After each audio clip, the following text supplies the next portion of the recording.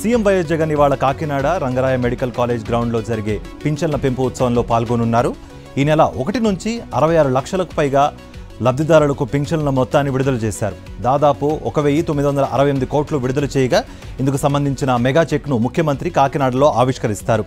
అలాగే రాష్ట్రంలో పెన్షన్ల పంపిణీ జరుగుతున్న తీరుకు ఇటీవల జాతీయ స్థాయిలో స్కోచ్ సంస్థ రాష్ట్రానికి ప్రకటించిన ప్లాటినం అవార్డును సీఎం వైఎస్ జగన్ సభలో ప్రదర్శిస్తారు. లబ్ధిదారులతో ఆయన నేరుగా మాట్లాడనున్నారు. ఏపీలో నియోజకవర్గ ఇన్ఛార్జీల రెండో జాబితాను వైఎస్ఆర్సీపీ విడుదల చేసింది. గెలుపే ప్రామాణికంగా రెండో జాబితాను సిద్ధం చేసిన పార్టీ 27 మందితో కూడిన జాబితాను విడుదల చేశారు. సామాజిక సమీకరణాలను పరిగణలోకి తీసుకున్న పార్టీ హైకమాండ్ లిస్టును విడుదల చేసింది. ఎమ్మెల్యేలు, స్థానిక నాయకులతో విస్తృత చర్చల తర్వాత ఈ జాబితాకు సీఎం గ్రీన్ సిగ్నల్ ఇచ్చారు. తాజాగా విడుదల చేసిన జాబితాలో పలువురికి స్థానచలనం జరిగింది. దీంతో పాటు పలువురు ఎమ్మెల్యేల వారసులకు ఇన్ఛార్జ్ పోస్టులు దక్కాయి. కొంతమంది ఎంపీలకు నియోజకవర్గాల ఇన్ఛార్జీల బాధ్యతలు అప్పగించారు. ఈ నెల 6న ముత్తుకూరులో సామాజిక సాధికార బస్సు యాత్ర నిర్వహిస్తున్నట్లు తెలిపారు మంత్రి కాకాణి గోవర్ధన్ రెడ్డి. జనవరి 6న సామాజిక సాధికార బస్సు యాత్ర సాయంత్రం 4 గంటలకు ప్రారంభమవుతుందని ముత్తుకూరు వైఎస్ఆర్సీపీ ఆఫీసులో నిర్వహించిన సమీక్షా సమావేశంలో స్పష్టం చేశారు. సర్వేపల్లిలోని 5 మండలాలు నాయకులు, పార్టీ శ్రేణులు పెద్ద సంఖ్యలో పాల్గొనాలంటూ పిలుపునిచ్చారాయన. సామాజిక న్యాయం అంటేనే సీఎం వైఎస్ జగన్మోహన్ రెడ్డి మాత్రమే గుర్తుకొస్తారని అన్నారు గుంటూరు ఈస్ట్ వైఎస్ఆర్సీపీ సమన్వయకర్త నూరి ఫాతిమా. గుంటూరు తూర్పు వైఎస్ఆర్సీపీ సమన్వయకర్తగా నూరి ఫాతిమాను ప్రకటించడంతో అభిమానులు, కార్యకర్తలు బాణాసంచా కాల్చి హర్షం వ్యక్తం చేశారు. వచ్చే ఎన్నికల్లో గుంటూరు ఈస్ట్ నియోజకవర్గంలో అత్యధిక మెజారిటీతో గెలిచి సీఎంకు గిఫ్ట్గా ఇస్తానని అన్నారు.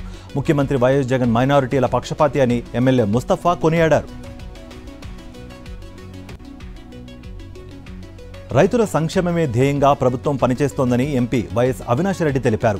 వైఎస్ఆర్ జిల్లా కలసపాడు మండలంలోని తెలుగుగంగ కాలువ నుంచి నూతనంగా చేపట్టనున్న లిఫ్ట్ ఇరిగేషన్ పనులకు ఎమ్మెల్యే డాక్టర్ సుధా, ఎమ్మెల్సీ గోవిందరెడ్డితో కలిసి ఎంపీ వైఎస్ అవినాష్ రెడ్డి భూమి పూజ చేశారు. లిఫ్ట్ ఇరిగేషన్ ద్వారా కలసపాడు మండలంలోని తడుకువాగు చెరువు, మేఘకుంట చెరువు, కాశీనాయన మండలాల్లోని గంగనపల్లి నుంచి వరికుంట్ల చెరువుకు నీరందిస్తామని అన్నారు. మూసీ నది పరివాహక ప్రాంతాన్ని రాబోయే 3 ఏళ్లలో అభివృద్ధి చేయాలని ముఖ్యమంత్రి రేవంత్ రెడ్డి అధికారులను ఆదేశించారు. ఇందులో భాగంగా తొలుత హైదరాబాద్ నగర పరిధిలో 55 కిలోమీటర్ల మేర ఉన్న మూసీ నది పరివాహక ప్రాంతాన్ని అభివృద్ధి చేయాలని నిర్దేశించారు. మూసీ నది పరివాహక అభివృద్ధిపై అధికారులతో సీఎం సమీక్షా సమావేశం నిర్వహించారు. అన్ని వర్గాల ప్రజలకు అనువైన ఐకానిక్ డిజైన్ను ఎంపిక చేయాలని అధికారులకు సూచించారు.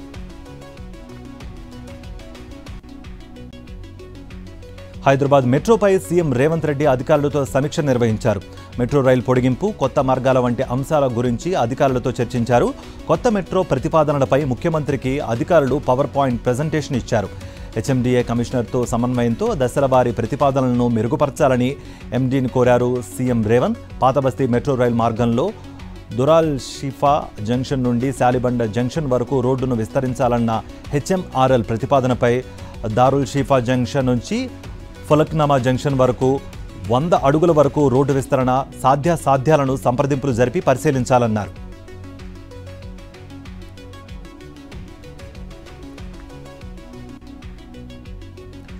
తెలంగాణ అభివృద్ధి కాంగ్రెస్ ప్రభుత్వంతోనే సాధ్యమన్నారు మంత్రి దామోదర్ రాజనరసింహ. సంగారెడ్డి జిల్లా న్యాల్కల్లోని బసంత గ్రామంలో నిర్వహించిన ప్రజాపాలన కార్యక్రమంలో మంత్రి పాల్గొన్నారు. రాష్ట్ర ఏర్పాటు కోసం ఆత్మ బలిదానం చేసుకున్న బసంతపూర్ ఈశాంత్ రెడ్డి కుటుంబాన్ని అన్ని విధాలుగా ఆదుకుంటామని భరోసా ఇచ్చారు. తెలంగాణ ఉద్యమంలో పాల్గొని కేసులు నమోదైన ఉద్యమకారులకు 250 గజాల ఇంటి స్థలాన్ని అందిస్తామని మంత్రి దామోదర్ రాజనరసింహ తెలిపారు.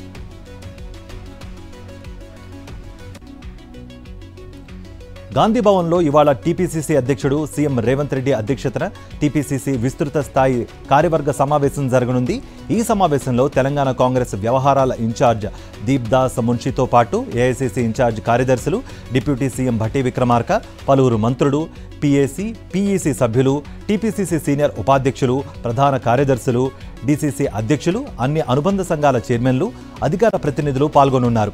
రాష్ట్రంలో కాంగ్రెస్ పార్టీ అధికారంలోకి వచ్చిన తర్వాత తొలిసారి జరుగుతూ ఉండడంతో ఈ సమావేశానికి ప్రాధాన్యం ఏర్పడింది. వచ్చే లోక్సభ ఎన్నికల్లో అనుసరించాల్సిన వ్యూహం, పార్టీ బలోపేతంపై రేవంత్ పార్టీ శ్రేణులకు దిశానిర్దేశం చేయనున్నారు. నామినేటెడ్ పోస్టుల భర్తీపై సీఎం రేవంత్ స్పష్టత ఇచ్చే అవకాశం ఉంది. లోక్సభ ఎన్నికల సన్నద్ధతలో భాగంగా ఇవాటి నుంచి సన్నాహక సమావేశాలు నిర్వహించేందుకు బీఆర్ఎస్ ఏర్పాట్లు చేసింది. ఇవాటి నుంచి 21వ తేదీ వరకు 2 విడతలుగా రోజుకో లోక్సభ నియోజకవర్గం చొప్పున భేటీలు జరగనున్నాయి. తొలి రోజు ఆదిలాబాద్ లోక్సభ నియోజకవర్గం పరిధిలోని పార్టీ నేతలతో సమావేశం జరగనుంది. తెలంగాణ భవన్లో బీఆర్ఎస్ వర్కింగ్ ప్రెసిడెంట్ కేటీఆర్ అధ్యక్షతన ఈ ప్రారంభం కానుంది. విజయవాడ కనక భవానీ దీక్షా విరమణలు ఇవాటి నుంచి ప్రారంభం కానున్నాయి. ఏపీ, తెలంగాణ, కర్ణాటక, ఒరిస్సాల నుంచి భారీ సంఖ్యలో భవానీలు వస్తారని అంచనా వేస్తున్నారు అధికారులు. దీంతో అధికారులు ఇంద్రకీలాద్రిపై భారీ ఏర్పాట్లు చేశారు. భవానీల కోసం ప్రత్యేక క్యూలైన్లు ఏర్పాటు చేశారు. దీక్షా విరమణలకు హోమగుండాలను ఏర్పాటు చేశారు. పున్నమి, కృష్ణవేణి, సీతమ్మ పాదాలు ఘాటుల్లో జల్లు స్నానాలకు ఏర్పాట్లు చేశారు అధికారులు. కేశఖండనశాల, క్లాక్ రూములను సిద్ధం చేశారు. ప్రతి అరగంటకు ఉచిత బస్సు అందుబాటులో ఉండేలా ఏర్పాట్లు చేశారు. ఇవాటి నుంచి 7వ తేదీ వరకు భవానీ మండల దీక్ష చేపట్టిన దీక్షాపరులు మాల విరమణ చేయనున్నారు.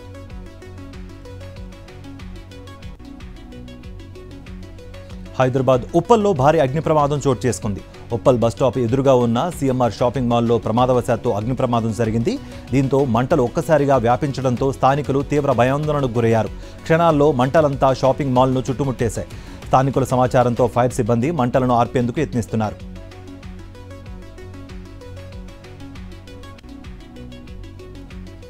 పెండింగ్ చలాన్స్ క్లియరెన్స్పై సైబర్ నేరగాళ్ల కన్నుపడింది. ఇంకేముంది, ఫేక్ వెబ్సైట్ క్రియేట్ చేసి వాహనదారులను మోసం చేస్తున్నారు. www.echallanpolice.in పేరుతో ఫేక్ వెబ్సైట్ రెడీ చేసి బురిడి కొట్టిస్తున్నారు. అప్రమత్తమైన పోలీసులు దయచేసి ఈ నకిలీ వెబ్సైట్లో చలాన్లు పే చేయవద్దని స్పష్టం చేస్తున్నారు. www.echallan.tspolice.gov.in/publicview వెబ్సైట్లో మాత్రమే ఫైన్ చెల్లించాలని సూచిస్తున్నారు. పేటీఎం, మీ సేవా సెంటర్స్లో కూడా పెండింగ్ చలాన్స్ క్లియర్ చేసుకోవచ్చునని అంటున్నారు వారు.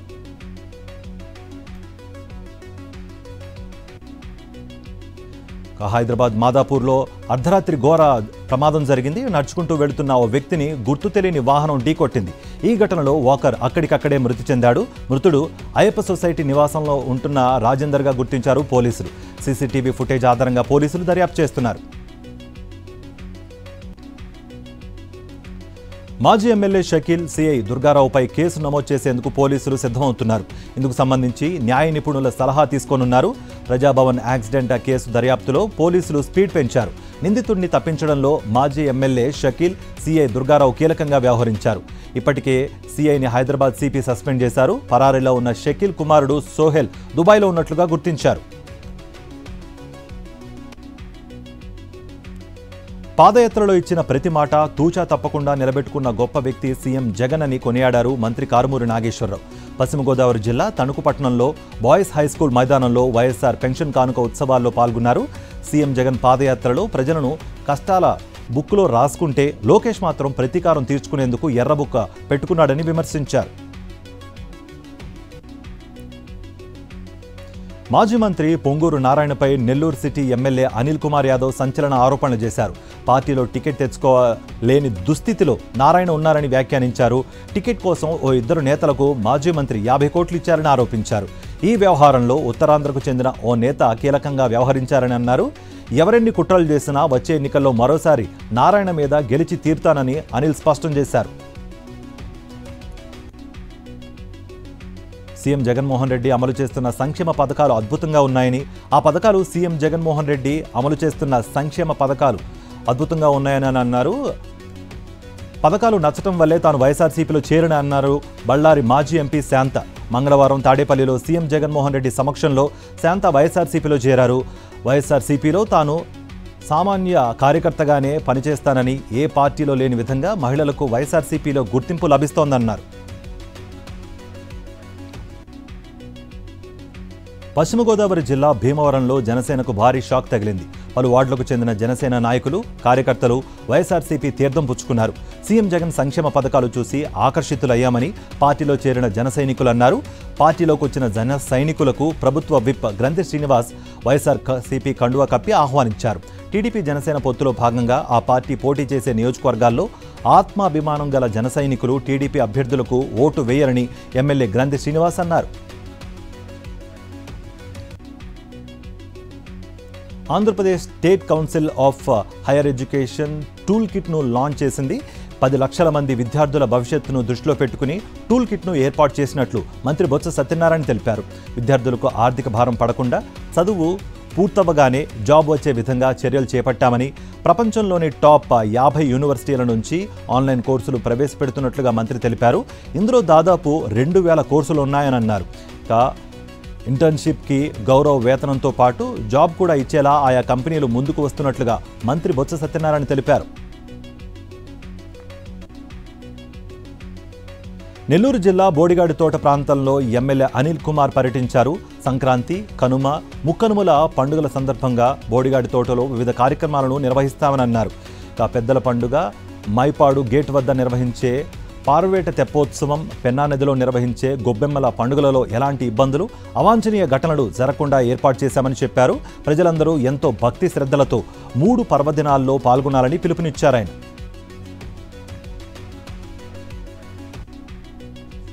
పల్నాడు జిల్లా గురజాల నియోజకవర్గం గోగులపాడులో వైఎస్ఆర్ మెమోరియల్ క్రీడా పోటీలను ప్రారంభించారు ఎమ్మెల్యే కాసు మహేశ్వరరెడ్డి.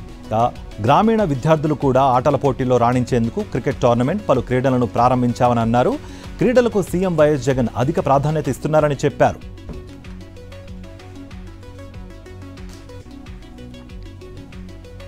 పేద ప్రజల సంక్షేమం కోసం సీఎం రిలీఫ్ ఫండ్ ఉపయోగపడుతుందని కమలాపురం ఎమ్మెల్యే రవీంద్రనాథ్ రెడ్డి చెప్పారు. వైఎస్ఆర్ జిల్లా కమలాపురం నియోజకవర్గం పరిధిలోని 15 మంది లబ్ధిదారులకు 32 లక్షల రూపాయల చెక్కులను ఎమ్మెల్యే లబ్ధిదారులకు అందించారు. సీఎం వైఎస్ జగన్ అన్ని వర్గాల సంక్షేమానికి పెద్దపీట వేశారని తెలిపారు. నియోజకవర్గ వ్యాప్తంగా ఇప్పటికే వేలాది కుటుంబాలను సీఎంఆర్ఎఫ్ ద్వారా ఆదుకున్నామని అన్నారు ఎమ్మెల్యే. ఇచ్చిన మాట ప్రకారం సీఎం వైఎస్ జగన్ అవతాతలకు 3000 పెన్షన్ ఇస్తున్నారని మైదుకూరు ఎమ్మెల్యే రఘురామిరెడ్డి అన్నారు. దువ్వూరు మండల చింతకుంటలో పెరిగిన పెన్షన్ మొత్తాన్ని లబ్ధిదారులకు అందజేశారు.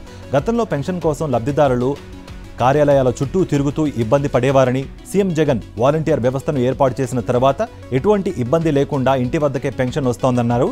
సీఎం వైఎస్ జగన్ ప్రభుత్వ పాలన దేశంలో ఇతర రాష్ట్రాలకు ఆదర్శంగా నిలిచిందని ఎమ్మెల్యే రఘురామిరెడ్డి తెలిపారు.